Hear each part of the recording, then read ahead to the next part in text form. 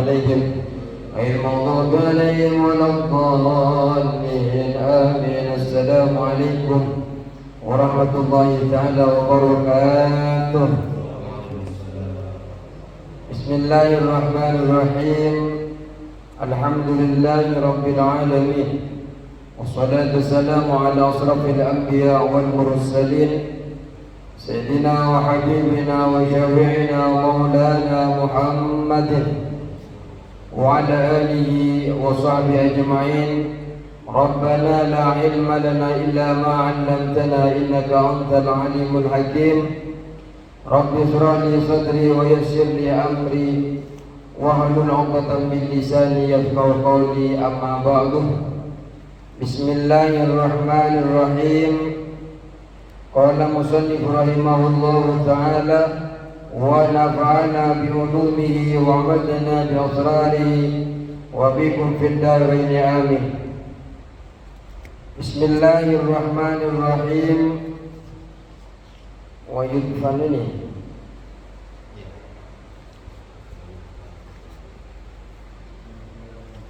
بسم الله الرحمن الرحيم. ويدفن dan dikebumikan.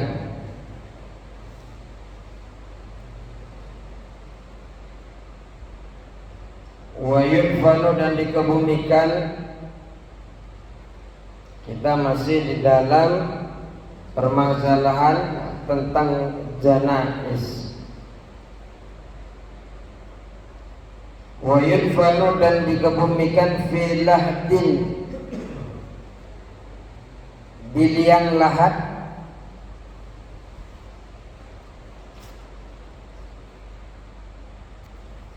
bilahdin di liang lahat, mustaqbilal kiblati dalam keadaan menghadap kiblat.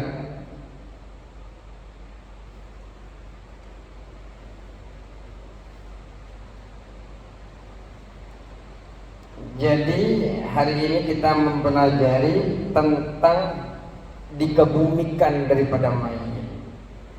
Ketika ada yang wafat muslim, setidaknya kewajiban daripada muslim lain yang masih hidup 4 perkara. Yang pertama adalah memandikan, terus mengkafani, mensolati, kemudian menguburkan.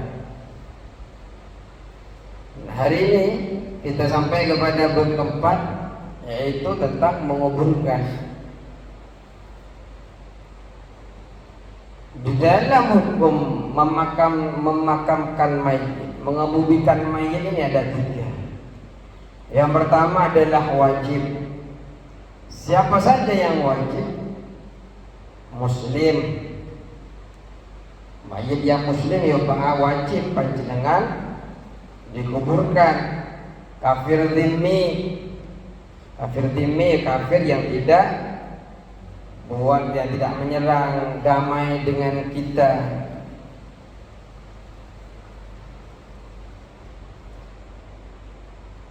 Juga yang wajib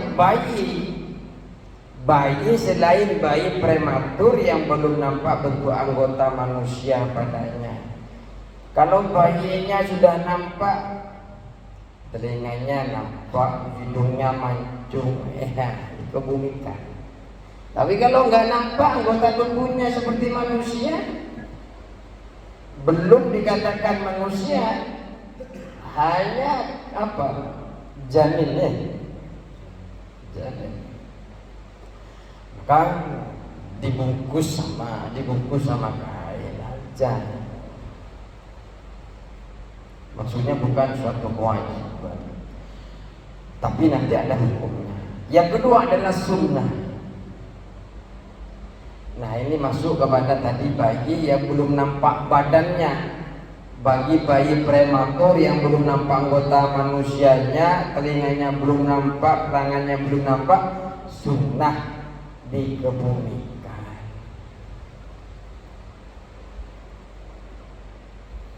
Yang ketiga mubah. Makanya 3 ada wajib, sunnah, mubah. Mubah boleh dikebumikan, boleh enggak. Siapa itu? Mayit kafir harbi. Kafir harbi itu boleh diletakkan di mana saja yang boleh, kecuali jika membusuk. Bau busuk bukan mubah, malah wajib untuk dikebumikan. Kenapa? Yang mengganggu orang sekitar kalau sampai busuk itu. Lanjut.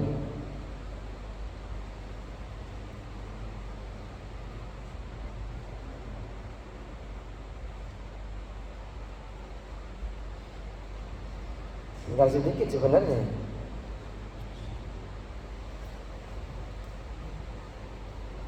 Kemudian dikuburkan, mayit itu digali,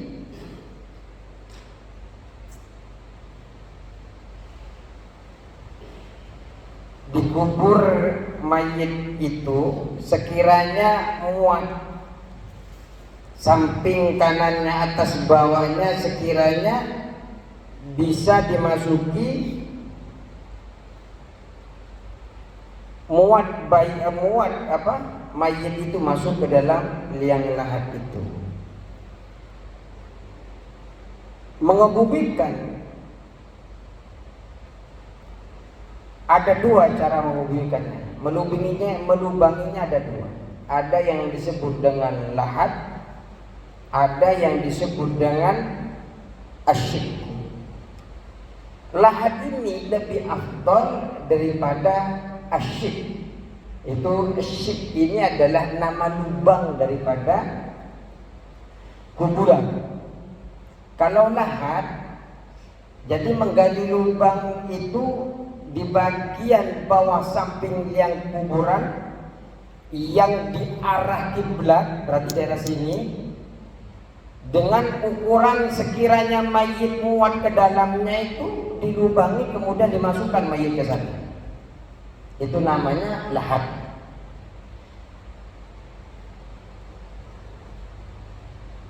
Ini namanya lahat ini lebih utama daripada syik. Jika tanahnya itu keras, seperti mungkin kalau di tanah Madinah Al-Munawwarah tanahnya keras, maka kalau tanahnya keras lebih baik pakai lahat. Kenapa? Ya tanahnya enggak gampang longsor ke bawah. Kalau longsor ke bawah belum pulang masih ditaruh, tahu-tahu yang memang niatnya mau dikubur, takut sama orang-orang yang dikubur. Yang kedua adalah sik. Kalau sik ini digali kan kotak kuburan ya. Kemudian di tengah-tengahnya itu digali syukuran mayit. Jadi ini tembok, ini tembok. Kemudian digali di sininya nih, di tengah. Kemudian mayitnya ditaruh di tengah seperti ini. Itu namanya sik. Kalau tadi di sininya kan, di samping begini. Jadi mayitnya buat nempatin ke dalam sini. Itu namanya lahat. Kalau yang sik, ini mayitnya kita tahu miring begini nanti, biar nggak kapur, ngajak di tengahnya. Jadi sik ini lebih utama, bisa lebih utama daripada lahat jika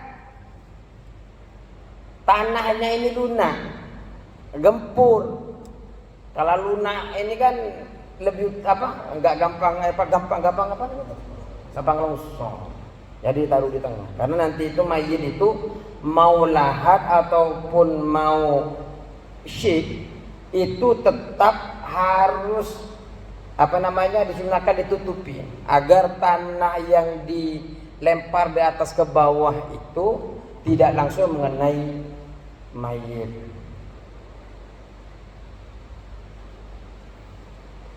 Kalau di dalam kitab Takrir Sujud, kesunahan yang paling sempurna saat pemakaman mayit itu meletakkan jenazah di bagian kaki liang kubur.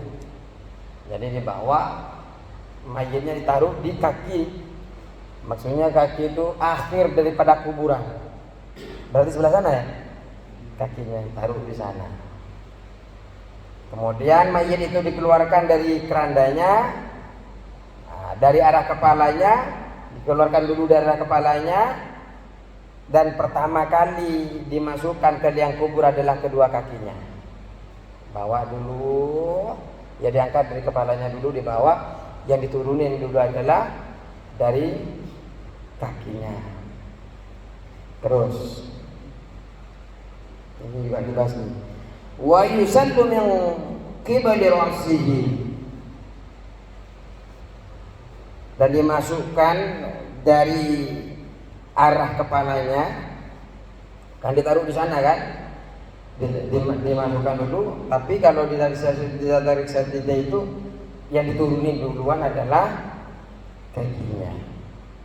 Ya maksudnya berbarengan, cuma lebih rendah. Nanti berdiri nanti.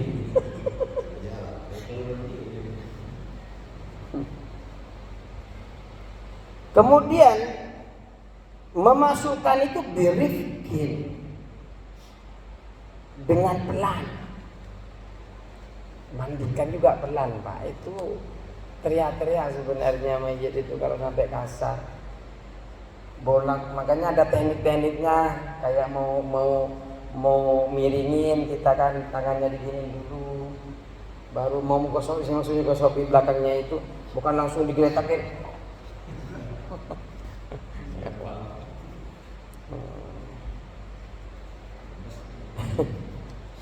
Kemudian wa yakunu alladhi yulhiduhu, dan membaca bagi orang bagi orang yang mau masuk, yang ada di dalam kuburan yang lahat itu, membaca Bismillahirrahmanirrahim ala millati Rasulillah sallallahu alaihi wasallam. Bismillahirrahmanirrahim ala millati Rasulillah sallallahu alaihi wasallam.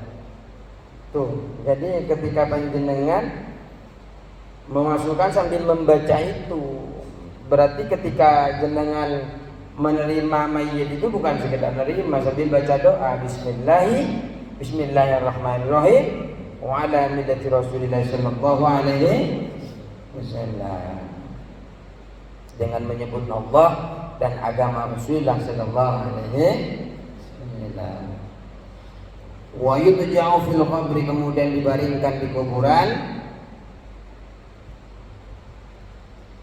Ba'da ayyama qamatan wa basran, setelah diperdalam kuburannya seukuran orang berdiri, melambaikan tangan, ya.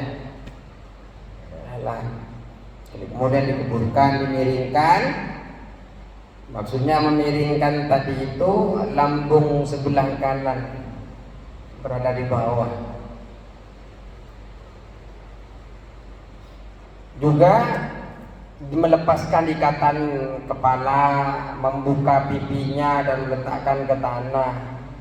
Juga disunahkan juga memberi bantalan dari tanah kalau kiranya diperlukan, berikan. Juga mayit ini diposisikan seakan mendekati posisi ruku, jangan terlalu tegak. Kalau terlalu tegak ini bisa saja nanti ketika ini tengkurap. Jadi sedikit ruku, maksudnya dibengkokin, kakinya dimajuin dikit, nah ya.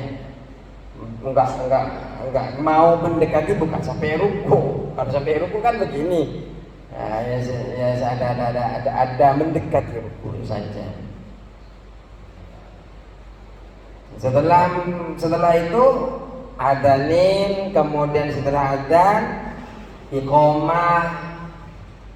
Jadi orang itu keluar dari rahim ibunya, diadzanin, diqamain, masuk ke liang lahat, mau masuk lagi ke tanah juga diadzanin dan diqamain. Kita ini Pak Muslim dibuka dengan azan dan iqamah, diakhiri juga ketika mau dikubumikan dengan azan dan iqamah. Lalu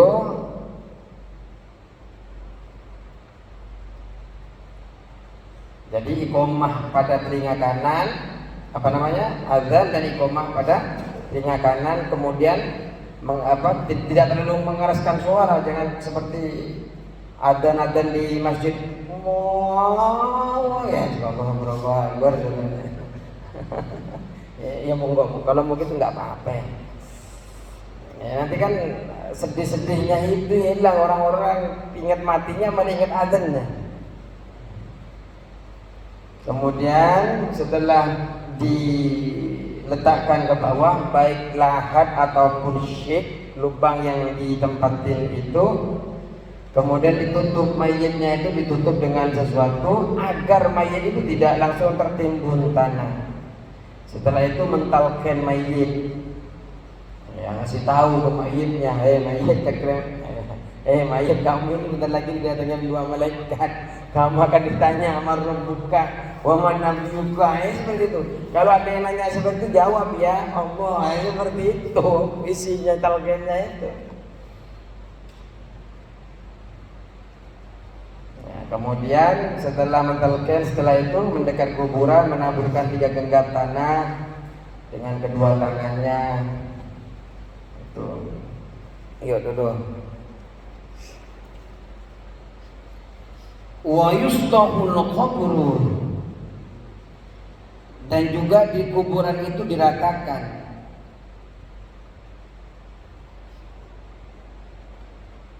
Wala yubna alaihi wala yujassasu, dan tidak dibangun kuburan tadi, dan juga wala yujassasu, dan tidak dikapuri, tidak diberikan kapur, tidak dicat.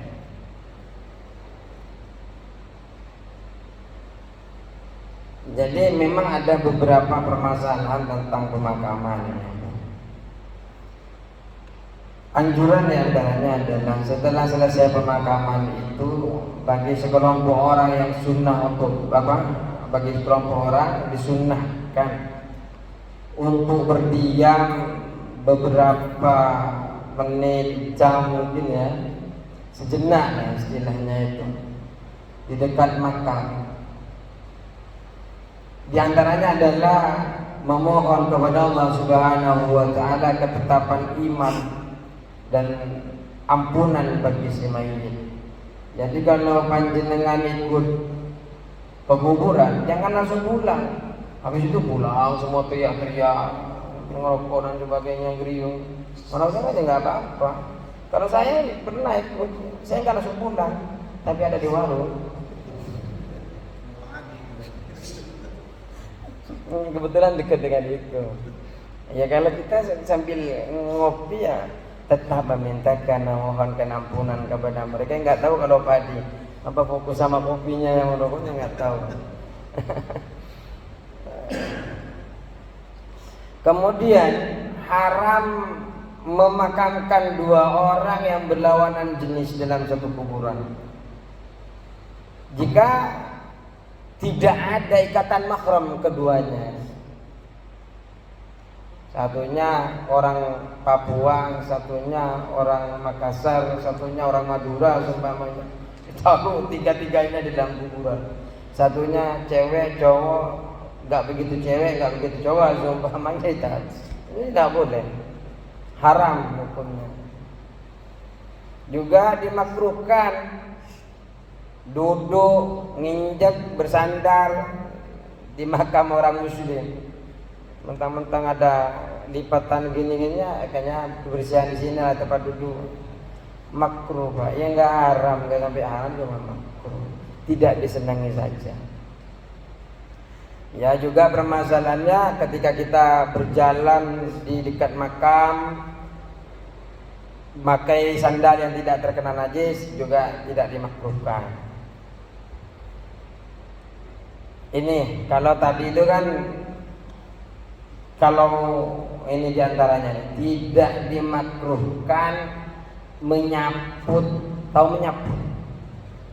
Menyaput kabur, menyaput kubur, ya kayak yang kita bahas tadi itu, dengan kapur dan membangun semacam kubah karena ada hajat. Ilatnya adalah ada hajat. Seperti contoh khawatir pencuri Ya ada Pak, di kampung-kampung itu masih ada yang mencuri mayit itu. Terutama bayi, terutama yang masih hamil dan sebagainya, yang nggak tahu dibuat apa.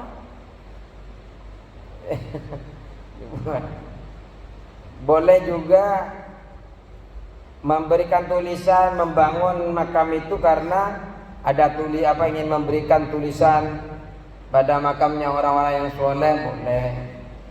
Kalau tidak ada hajat yang seperti kita sebutkan, membangun makam itu hukumnya makruh.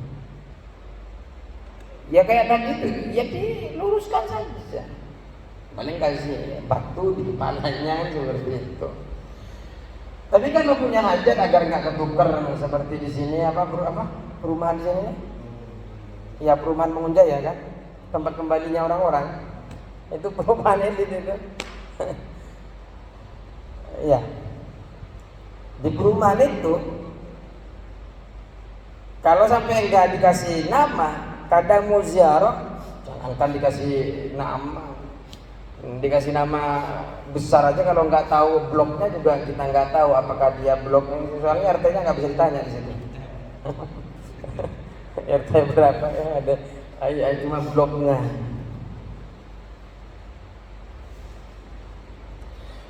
Kemudian juga sekalian kita coba baca di kitab Taqrirus Sunnah ya. Disunahkan meletakkan pelapa yang masih basah di atas kuburan mengikuti ittiba terhadap apa yang dilakukan Nabi kita Muhammad sallallahu alaihi. Makanya rumpun-rumpun apa kadang orang masih ngambil itu bukan buat nyampahin, yang masih hidup itu taruh. Selama itu belum kering masih memintakan ampunan, mendoakan kepada selainnya. Kemudian sunnah berziarah kubur itu secara mutlak bagi laki-laki. Kalau perempuan itu diperinci. Sunnah kalau bagi perempuan, kalau laki-laki mutlak sunnah. Tapi kalau perempuan tidak ini diperinci. Di antaranya adalah sunnah berziarah ke makam Nabi Muhammad SAW atau ke makam orang soleh. Ke Sunan Ampel kalau di sini, ke luar Bantai. Kalau apalagi Mbak Priyo itu kan ada. Atau juga sunnah bagi perempuan itu ziarah ke makam kerabat boleh, neneknya, kakeknya, sunnah malah bukan mubah, sunnah. Makam ayahnya, makam ibunya dan sebagainya. Kalau tidak ada ikatan, bukan orang soleh, makamnya orang lain dan sebagainya, hukumnya makruh.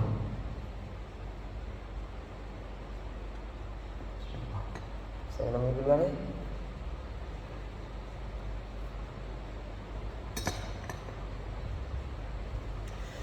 Kemudian haram memindah mayit. Memindah mayit ini ke daerah selain tempat meninggalnya. Kalau meninggal di sini dipindah ke Jawa haram. Kecuali dipindah ke dekat Mekah, Madinah, Baitul Maqdis atau lainnya, atau dipindahkan ke tempat pemakaman orang soleh, tidak diharamkan, malah sunnah. Tapi kalau saya baca tadi itu juga di kitab lain, tidak haram kalau memang itu sudah menjadi kebiasaan. Contoh, ada kebiasaan kayak orang-orang kami itu Ramadhan ketika wafat di sini jarang dikubur di sini, Pak. Itu pakai ambulan ke Jawa itu langsung. Sama. Iya, jadi jarang di sini.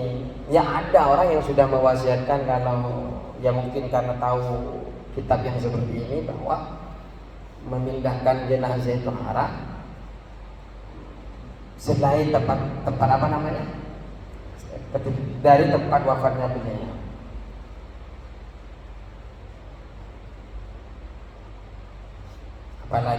memang memindahkan mayit yang sudah terkubur. Kalau ini memindahkan mayit ini kayaknya ini adalah yang sudah terkubur kemudian dipindah.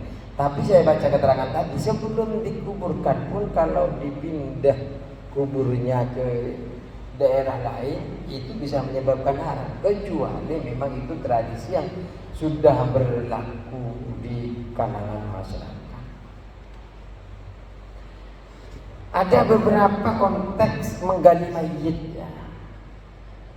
Menggali mayit yang sudah dikubur. Karena memang banyak keadaan-keadaan kita akan membahas tentang keadaan-keadaan mayit yang wajib untuk digali. Di antaranya adalah harus digali karena untuk dimandikan. Ketika mayit dimakamkan sebelum dimandikan wajib digali. Kenapa? Sholatnya biar sah, agar bisa disolati. Apakah ada sebelumnya? Ya kita nggak tahu. Ya, ada saja orang mungkin di sana kalangan di situ orang awam atau di situ non muslim sehingga dia satu-satunya muslim mungkin langsung dikuburkan atau sehingga datang ada muslim lainnya kerabatnya tahu-tahu mau mensolati dan sebagainya. Ya digali untuk dimandikan. Kemudian digali karena untuk dihadapkan kiblat. Ternyata ya tadi itu ya bisa saja terjadi ketika di kampung-kampung yang mereka awam. Oh di kampung saya ada beda-beda yang tahun-tahun dulu itu ada yang ngadep ke sana, ada yang ngadep ke sini, ada yang ngadep ke sini. Makam-makam kuno ya. Itu juga digali agar memang menghadap ke arah kiblat. Juga ketika ada harta yang mengikuti terpendam bersama mayit, walaupun sedikit dan penuh pemiliknya tidak menuntut, maka harus digali. Kecuali memang pihak pemiliknya ini sudah merelakan sebenarnya, merelakan. Tapi kalau di kitab lain ada yang mewajibkan itu wajib digali. Atau ketika mayit menelan hartanya orang lain, lagi bercanda, tahu-tahu kemasukan cincinnya orang umpamanya. Ya namanya bercanda, kadang orang bercandanya kadang kelewatan tahu-tahu kesalahan mati kan. Lah ini wajib digali. Kalau pemilik cincinnya itu nuntut, malah wajib untuk dioperasi, dibedah hartanya kemudian diberikan kepada pemiliknya. Saking bahayanya nanti di hadapan Allah Subhanahu wa taala ketika membawa barang orang lain. Atau ketika ada mayit perempuan yang masih ada janin di dalam kandungan, maka wajib digali, perutnya dibedah. Jika janin yang masih ada di dalam kandungan itu dirasa berdasarkan ahli, direkomendasikan ahli ini hidup ini, wajib digali itu, Pak.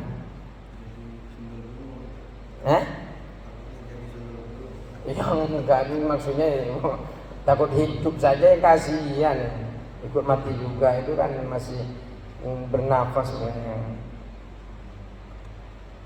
Atau ketika mayit dikubur di lahan ghasaban, tanpa pamit, tahu-tahu dikubur di sini nggak di sini ya. Wajib digali kalau pemiliknya nuntut, ini punya tanah saya. Nah, orang-orang tanpa pamit mana dikuburkan di sana, wajib untuk digali. Atau juga ketika ada mayit orang kafir dimakamkan di tanah haram, wajib. Wah, itu kan makan tanah haram, tanah suci, digali. Atau juga ada mayit yang dikhawatirkan digali orang-orang yang tidak bertanggung jawab, maka wajib digali kemudian dipindahkan ke makam yang lebih aman. Wanitanya cantik, sumpamanya sudah mati ya. Oh nanti diculik itu dibawa ke orang lain yang dia dulu masih punya perasaan sama dia. Kemudian cari kita Ya namanya juga hidup. Nah, itu. Ya kita lanjut. Wala ba'sya bil bukai 'alal mayyit, dan tidak masalah, tidak apa-apa menangisi mayit. Qabla al-mauti wa ba'dahu, baik sebelum mati ataupun setelah mati. Ini ya? Ada kan kitabnya kan? Hah?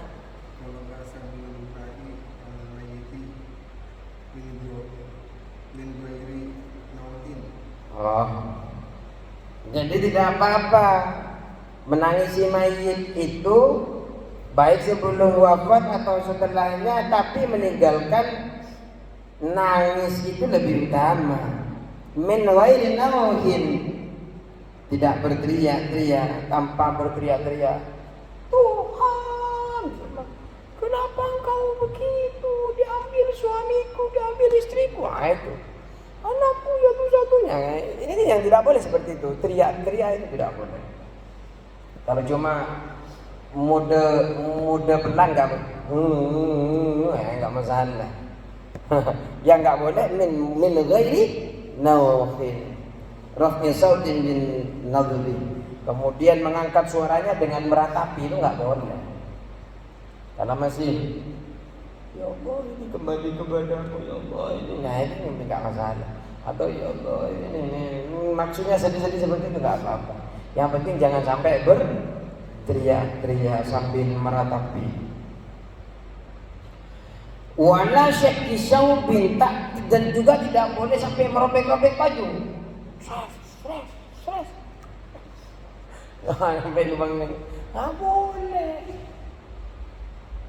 Nangis nggak boleh, menangis mayit itu boleh, tapi jangan sampai teriak-teriak, jangan sampai merobek-robek baju.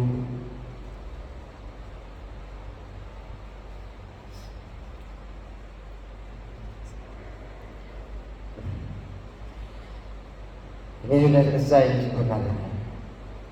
Kemudian wa yu'azzaluhu, dihibur. Ahli mayitnya itu dihibur, orang yang ditinggalkan itu dihibur. Menurut bahasa itu takziah, nah itu mempunyai arti berusaha sabar. Takziah itu menghibur, itu maknanya takziah. Kalau nyampe ke sana, pamannya, orang tua paman-pamannya datang, cucu-cucunya datang, bibik-bibiknya datang. Tong, tanah sertifikat yang di situ kemana tong? Itu bukan ngibur, belum dikebumikan, sudah dimintai. Itu kemarin udah dikasih ke saya tong, yang di sana tong. Mana sertifikatnya? Nah, itu bukan menghibur, malah itu buat kegoliman.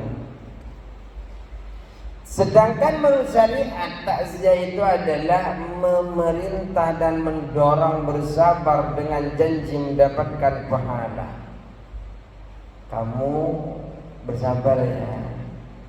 Orang yang sabar insyaallah Allah akan berikan pahala. Orang tuamu ini insyaallah akan ditempatkan bersama orang-orang soleh.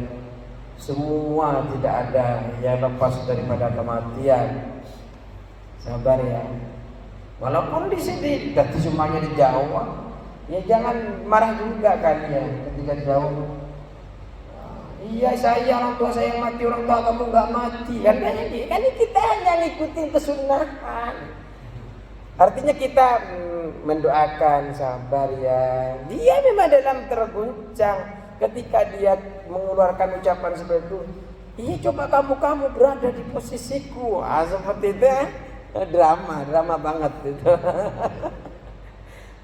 Ini kan anak saya, ini istri saya, ini saya sedang sedih. Kamu masih ada, anaknya ada, istrinya ada. Kamu nggak kita mau jawab gimana nanti malah lebar. Ya sabar ya, itu saja Pak. Ya kita mau gimana lagi, dia memang dalam keadaan kurang stabil. Jadi kita sabar saja ketika digitu. Ya minimal kita ngikutin ittiba, ngikutin bagaimana syariat memperlakukan. Wa yu'azzu dan dihibur ahli mayyitnya itu baik dia anak kecil ataupun udah dewasa, baik laki-laki ataupun perempuan, kecuali masih muda. Kecuali masih, kalau gadis tidak boleh Pak Adi datang tiba-tiba menghibur, nggak boleh.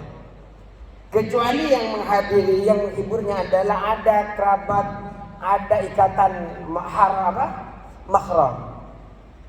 Kalau ada kerabat mahram boleh menghibur. Kalau Pak Adi Pak Umar datang-datang, dia punya anak gadis, saya datang ke sana, sabar ya, sabar.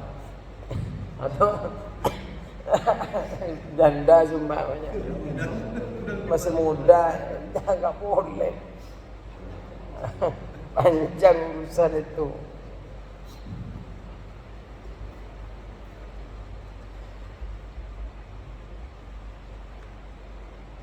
Kemudian takziah itu sunnahnya sebelum dimakamkan atau setelah dimakamkan. Takziah itu sunnah sampai 3 hari, ila salasati ayamin, sampai ke 3 hari, min dafnihi, dari mengkebumikan mayit.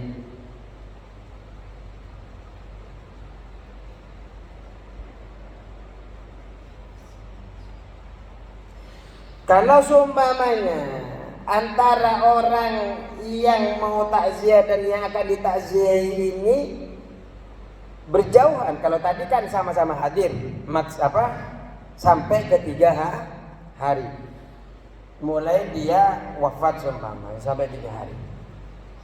Kalau seumpamanya antara dia sama si yang akan takziah sama yang akan ditakziah ini jauhan, maka sampai dia hadir, sampai dia sebulan lagi ketemu, 2 bulan kan, tetap disunahkan untuk melakukan takziah.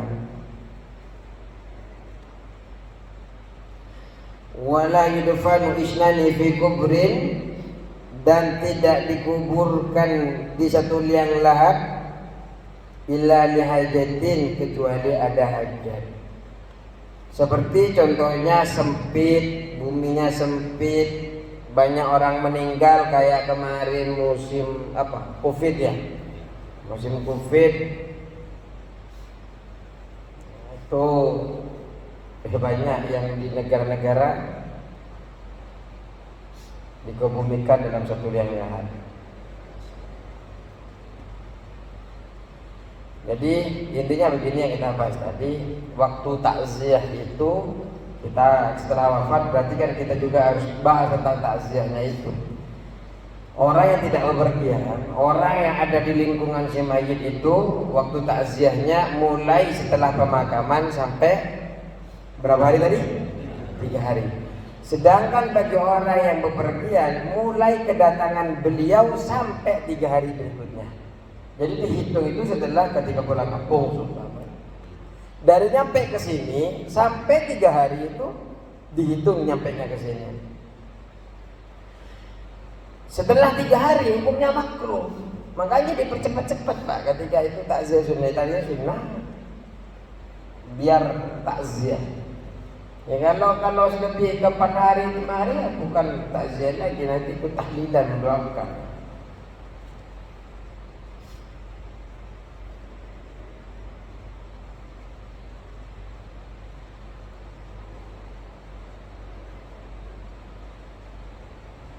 Memang ketika kita datang takziah itu ada lafaz yang bisa kita ucapkan kepada beliau. A'dhamallahu ajraka wa ahzana iza'aka wa wafara limayyitika.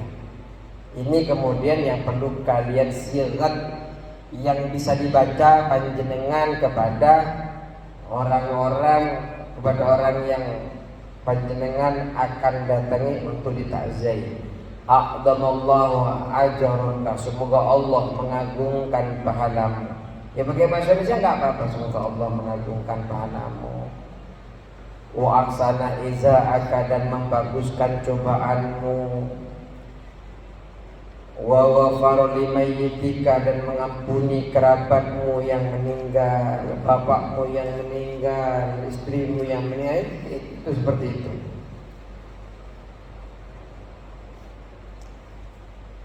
Ya. Alhamdulillah kita sudah sampai. Mungkin karena ini bab muamalah, bab ibadah sudah mulai selesai, tinggal ada beberapa bab lagi. Nanti kita tambahkan satu kitab, mungkin entah di minggu pertama yang seperti biasa saya kaji di tempat lain, kitab Bidayatul Hidayah nanti. Bidayatul Hidayah. Jadi cara wuduknya kita sudah bisa, etika cara berwuduknya nanti. Itu masuk ke toiletnya apakah pakai tangan kanan, apakah kaki kiri, atau pakai kanan itu nanti. Kalau cara wuduknya itu kan sudah jelas, muka, kedua tangan, kepala, kaki ya.